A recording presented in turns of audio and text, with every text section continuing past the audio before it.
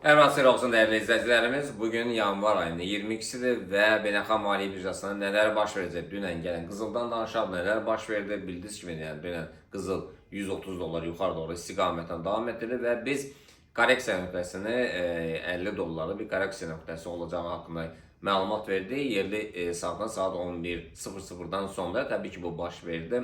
Ondan sonra korreksiyalardan sonra yenidən bizə alış əməliyyatları gəldi və 4835'lerden yeniden satış ameliyatlarına bir signal kanalında dərc etdi. Mükemmel bir nəticə verdi. Bugün nələr baş verəcək? Yəni bugün yəni qalxacaq mı yoxsa yox? Təbii ki 4815'ten yeniden 4855'lere kimi qalxması gözlənilir. Biz bunu signal kanalında dərc etdik.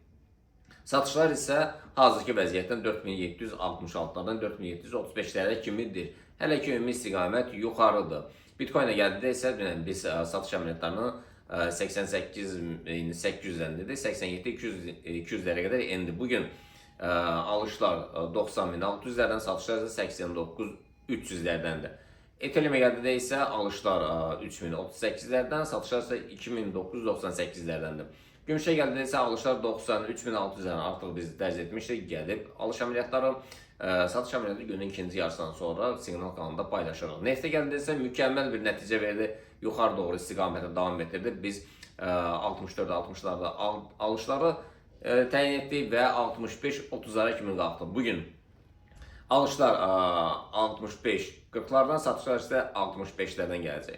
Funtun dollar rəqabətinə gəldikdə isə alışlar 1.34-450'lərdən, satışlar isə 1.34-100'lərdəndir. Euro dollar rəqabəti isə alışlar Euro dollar rəqabəti alışlar 1.17'lərdən, satışlar isə 1.16-600'lərdən. Ve Nasdaq S&P Dow Jones DAX'a DAX'e gəldikdə isə demək gap demişdi, həftə sonu bağlayacaq. Nasdaq bağladı gapi, Dow Jones bağladı. S&P az olarak yəni gapə qaldı bağlamağa, amma DAX biraz hələ ki uzaqdadır. Yəni bu həftə sonuna qədər, yəni sabah həftə son günüdür, cümə günüdür və bunlar da çalışırlar ki, həmin gapi bağlasınlar.